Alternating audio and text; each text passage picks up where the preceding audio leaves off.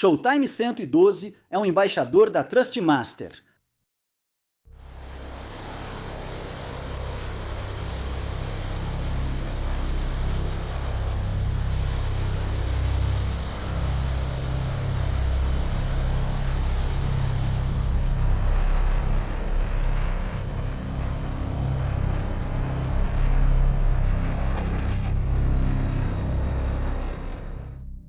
Com o fim do comunismo e a chegada da democracia, a República Socialista Federativa da Iugoslávia começou a se desintegrar. Uma a uma, as repúblicas federais declararam independência. Bósnia e Herzegovina foi a terceira república a fazer isso. Mais uma vez, os sérvios se recusaram a aceitar isso e, com o apoio do exército federal dominado pelos sérvios, declararam-se separados da Bósnia, chamando sua entidade de República Srpska. Isso pode ser traduzido como República Sérvia. Dos 3 grupos étnicos na Guerra da Bósnia, só os sérvios ficaram com a aviação de asa fixa, deixada pelo exército federal. Os tipos operados por eles eram o J-20 e um Yastreb, que significa falcão, e o J-20 e 2 Oral, que significa águia. A Trustmaster me enviou gratuitamente o Viper TQS Mission Pack, em troca de uma análise honesta. Estou usando ele há cerca de 10 dias, e o vídeo que você está assistindo agora foi produzido usando este produto em particular. TQS é a sigla para Throttle Quadrant System e é uma réplica muito precisa do sistema real do F-16. Ele até possui a licença oficial da Força Aérea dos Estados Unidos. O sistema é pesado e transmite solidez e robustez. Isso se aplica principalmente à empunhadura. Nunca pilotei o modelo real, mas a sensação é muito realista.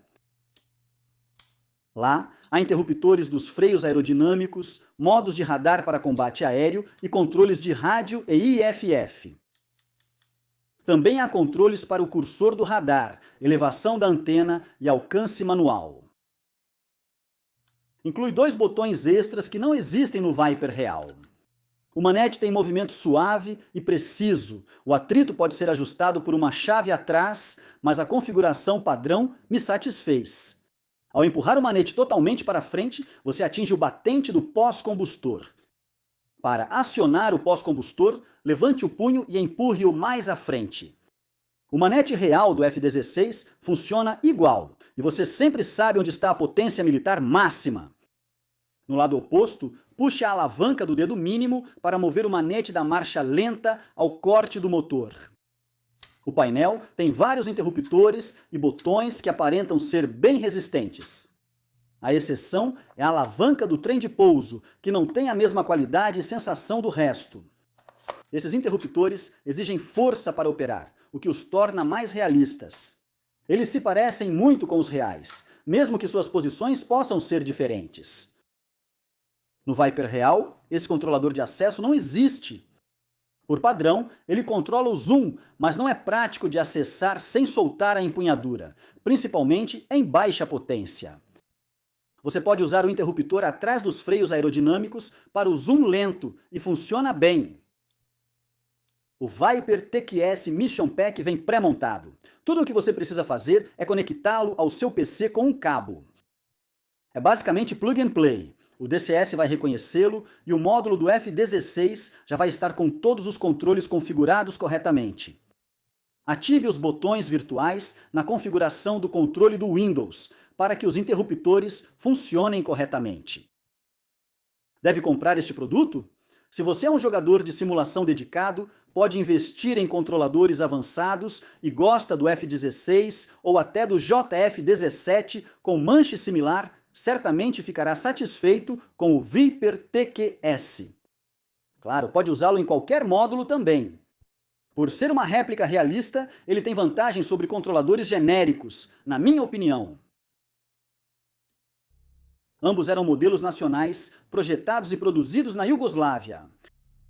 O mais moderno, J-20-2, foi resultado da cooperação com a Romênia nos anos 1970.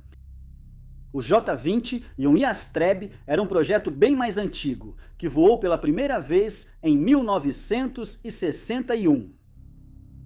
Ele foi concebido para as funções de treinamento, reconhecimento e ataque leve, substituindo o F-80 e 4 Tundra, o primeiro jato operado pela Iugoslávia. Para esta reconstituição, usamos o F-80 e 4 como substituto, já que o J-20 e um Yastreb não está disponível em nenhum simulador de voo, e é improvável que algum dia esteja. O J-20-1 era equipado com um motor Rolls-Royce Viper, fabricado sob licença, e sua velocidade máxima era de 820 km por hora ou 442 nós. Ele tinha 3 metralhadoras e capacidade para 800 kg de carga útil. Na década de 1990, ele já estava bastante ultrapassado, mas em uma situação em que seus oponentes não têm aviação militar e possuem apenas defesas antiaéreas limitadas, ele ainda assim era útil.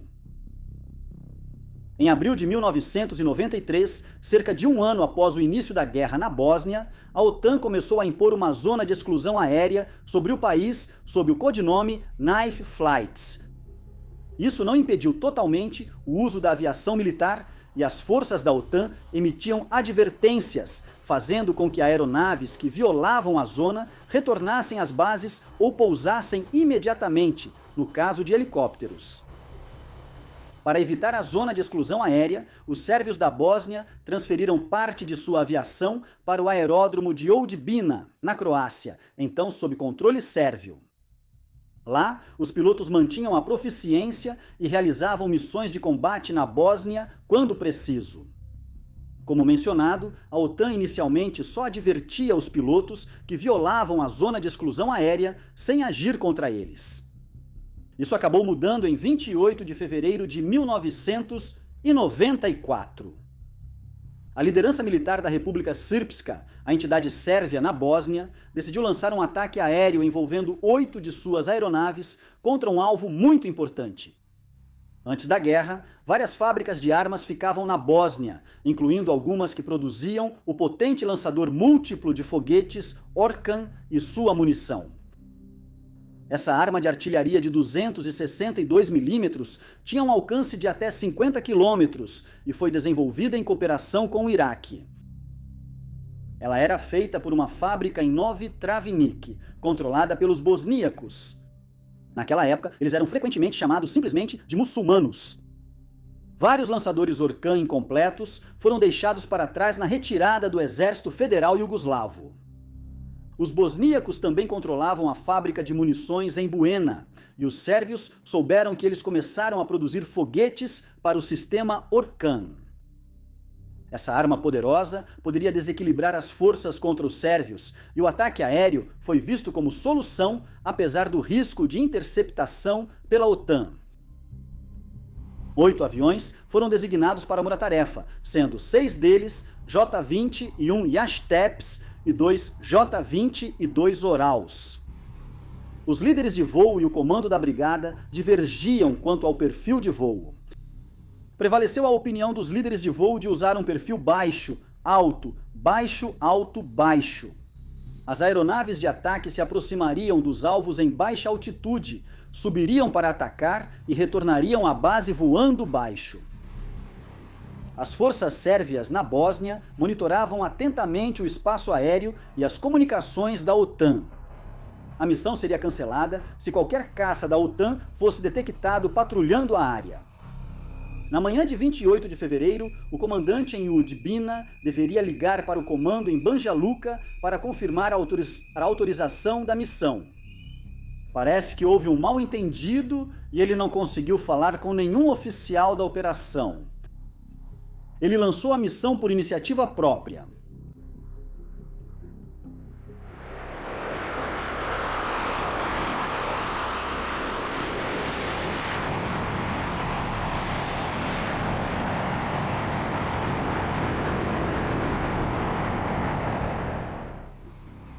Seis Yastrabs foram divididos em 3 pares. O primeiro foi pilotado pelo capitão de primeira classe Ranko Vukmiric e pelo major Uroš Šudin. O segundo, pelos capitães de primeira classe Zlatan Sinalic e Goran Zaric. E o terceiro par, pelos capitães de primeira classe Zlatko Mijedovic e Zvezdan Pešić. O alvo deles era a fábrica de armas em Novi Travnik, enquanto os dois J-20 e 2 iam atacar a fábrica de munições em Buena. Em certo momento, os aviões alcançaram altitude média. Isso provavelmente ocorreu pelo perfil de ataque combinado, apesar de algumas fontes apontarem a baixa visibilidade no trajeto. Nesse momento, um AWACS da OTAN patrulhando a Hungria detectou a formação. Um par de caças F-16 do 526º Esquadrão de Caça que patrulhava o espaço aéreo da Bósnia foi alertado e logo apareceu sobre a formação sérvia. Os dois Vipers, operando a partir de Aviano, na Itália, eram pilotados pelos capitães Robert Wilbur Wright e o infame Scott O'Grady. Seus indicativos eram Black 03 e Black 04. Um dos pilotos do J-20 e 2 Orlo avistou os F-16 e informou ao líder de voo do Yastreb. Ele disse que ainda assim manteriam os ataques. O AWACS ordenou por rádio à esquadrilha sérvia que saísse do espaço aéreo da Bósnia. Algumas fontes sérvias afirmam que o aviso nunca foi dado. Porém, o autor sérvio Bojan Dmitrijevic afirma que o aviso foi transmitido em uma frequência que os Yastrebs não podiam captar. Os dois pilotos americanos não agiram antes do ataque do voo sérvio às duas fábricas, pois aguardavam autorização. Um dos pilotos sérvios, Zanalik, na verdade afirma que os F-16 voaram através da formação deles.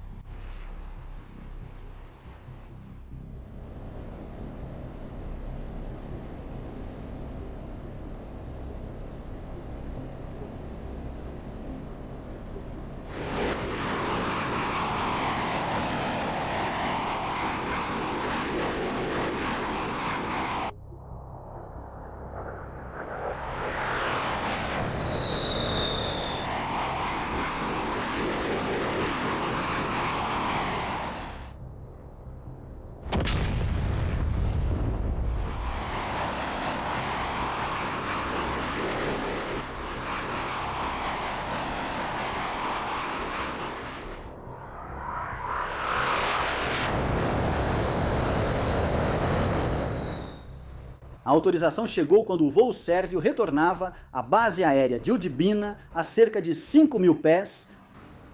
Às 6H-42, o capitão Wright se aproximou de um dos Yastrebs e lançou um míssil AMRAAM.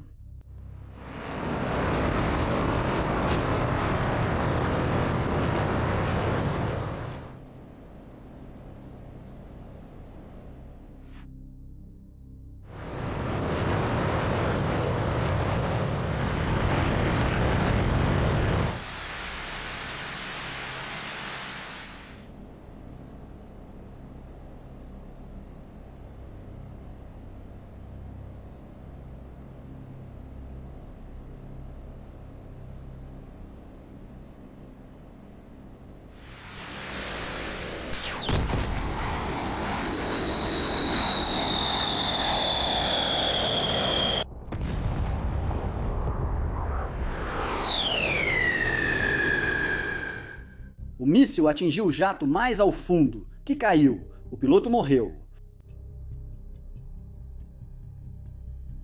Até então, o voo sérvio ignorava o ataque, já que suas aeronaves não tinham receptores de alerta de radar.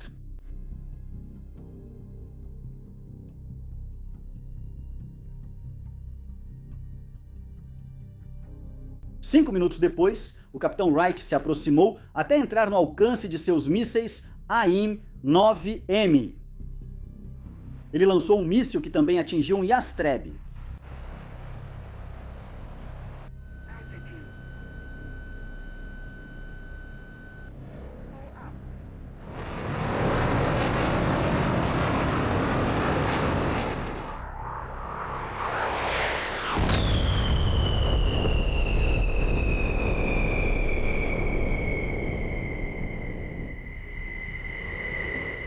A aeronave caiu perto da vila de Cirkveno.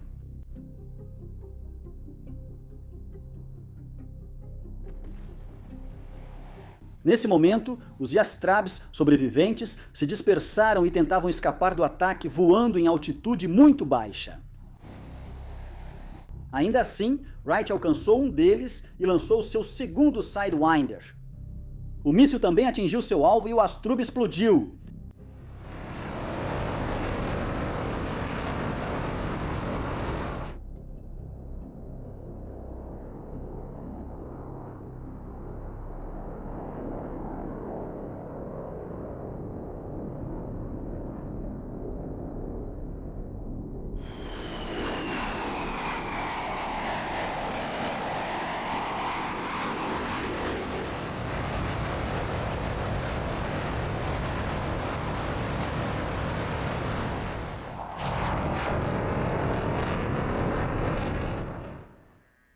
O ala direito Scott O'Grady também foi instruído a atacar as pistas de pouso. Ele mirou em um deles e lançou seu Sidewinder.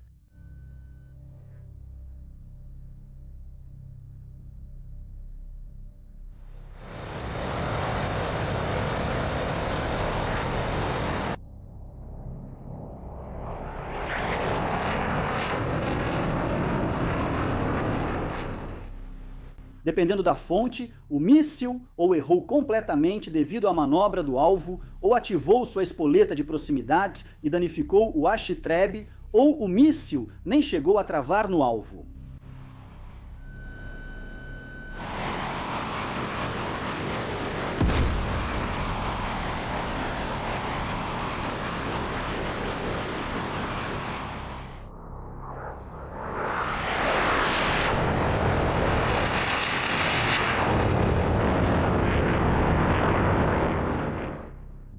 Wright e O'Grady tinham atingido o mínimo de combustível e foram ao Adriático, onde havia um avião-tanque em órbita.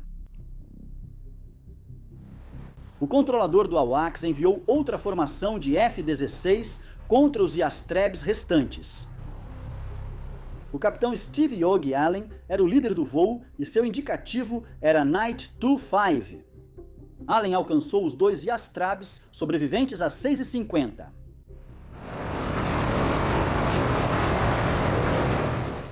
Ele disse ter abatido ambos, mas só recebeu crédito oficial por uma derrubada.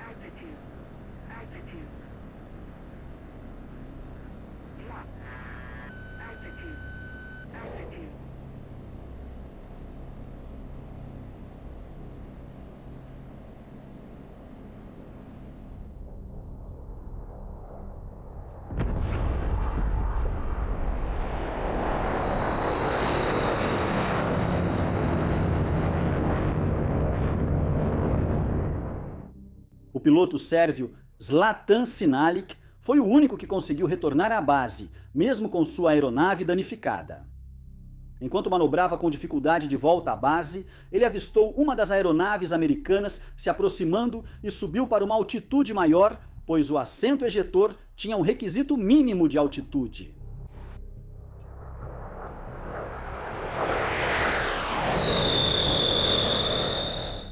Ele esperava um ataque de canhão, mas o F-16 só passou.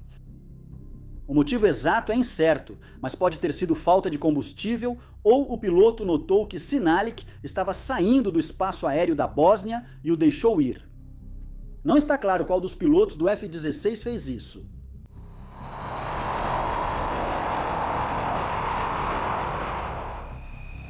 Sinalic fez um pouso sem motor após pane durante a aproximação, mas seu Yastrab foi salvo e reparado.